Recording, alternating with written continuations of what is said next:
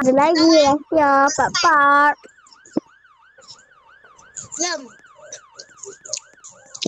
Tempat tu yang jauh gila. Tempat tu yang macam Alik.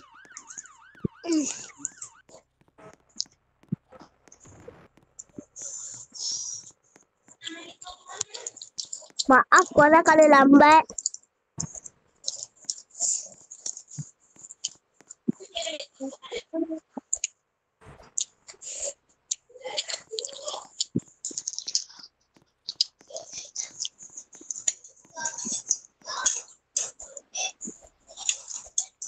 Salah lah guys. Guys. Dia macam ni tapi yang lain. Oh, lupa tu Ha. Oh, yang tu. Okey, ikut aku je. Guys, siapa yang belum tahu atau dah tahu, silalah. Tolong ya. Cakap. Nah. Ikut je aku. Nah. Ikut je aku. Aku tak tahu. Ni. Lurus. Mana? Bukan situ. Yang pilih tu pasal situ. Ya Allah, bukan situ. Turun dah.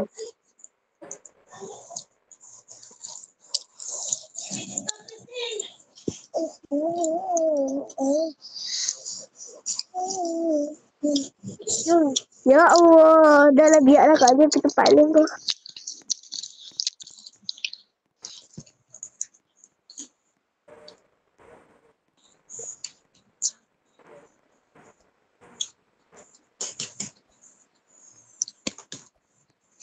Sorry ya, kalau sini jauh kalian boleh pakai jalan dekat Ada jalan dekat. Korang boleh pakai jalan dekat korang. Sudah sampai dah korang.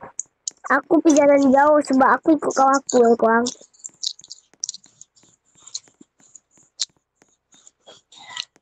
Situ guys. Guys.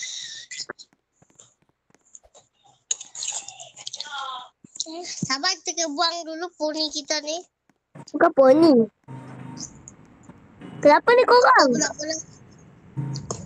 Apa? Awal-awal dah tengok. Kenapa korang? Guys. Ada nombor apa ni?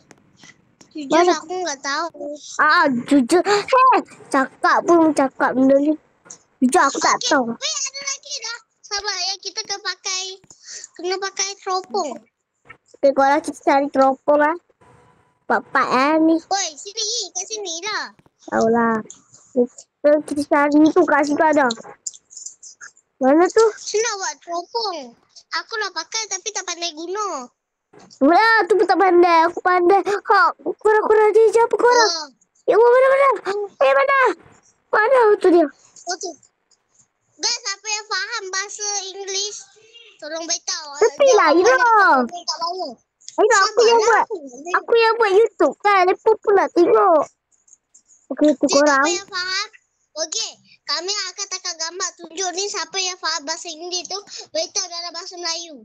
Hadis semua tangkap gambar. Aku yang kena buat. Tengok, diam lagi dia pun tengok. Kacau semua. Tepi ya, Ira tepi. Lepas mana nampak sebab ada tu. Korang baca je. Lepas tu korang beritahu kat komen bahasa Melayu dia apa. Kalau korang tahu lah, kita tak pasal. Korang biarlah kat lubang. Okey dah, cukup lah korang. Apa yang saya mau tengok kat kawan saya dari tadi tengok. Kalau korang tak faham, sorry. Dan kat sini pun ada. Tok, nombor apa lah ni? Dia sebab apa ni? Lucu aku tak tahu. Dan juga tidak diedit.